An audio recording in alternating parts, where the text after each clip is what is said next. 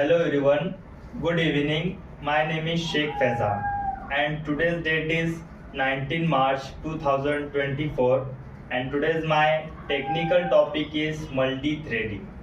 Multi-threading is the process of executing of multiple threads simultaneously. It's called multi-threading. Next is a thread is a lightweight sub-process, the smallest unit of processing, multiprocessing and multi-threading.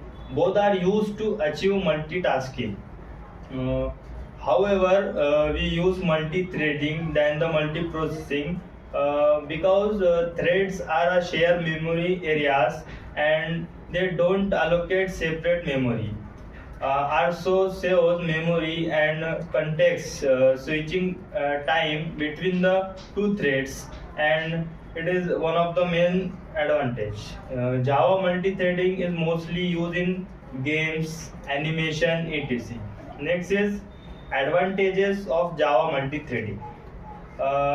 It doesn't block the user because threads are independent and you can perform multiple operation at the same time. It is one of the advantage. And next, you can perform many operation together, so it save your times.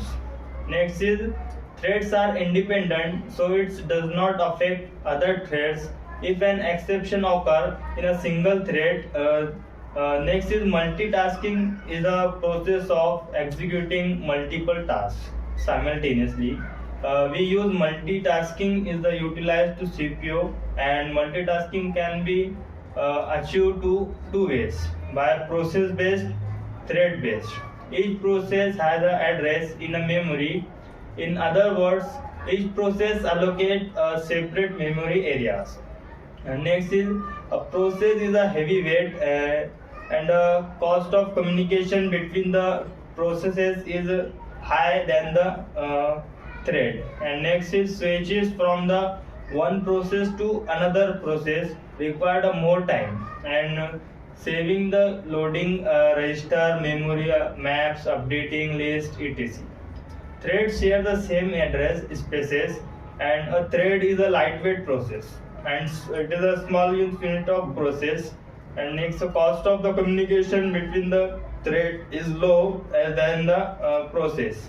A thread is a lightweight sub-process, the smallest unit of processing. It is a separate part of execution.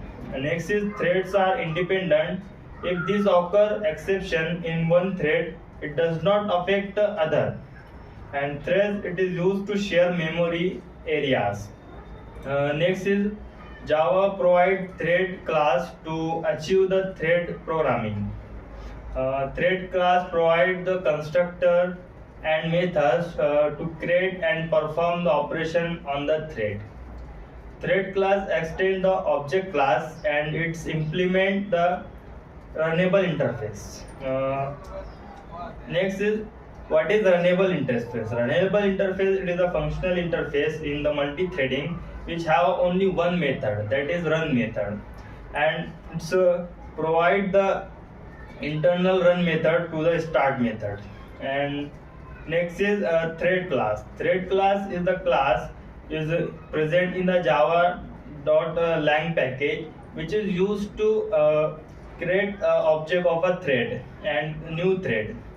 So these are the two ways by which we can create the threads object. And I will discuss some methods of the multi-threading, like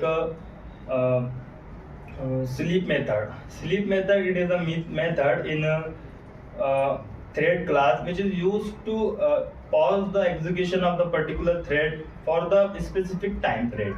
And next is notify.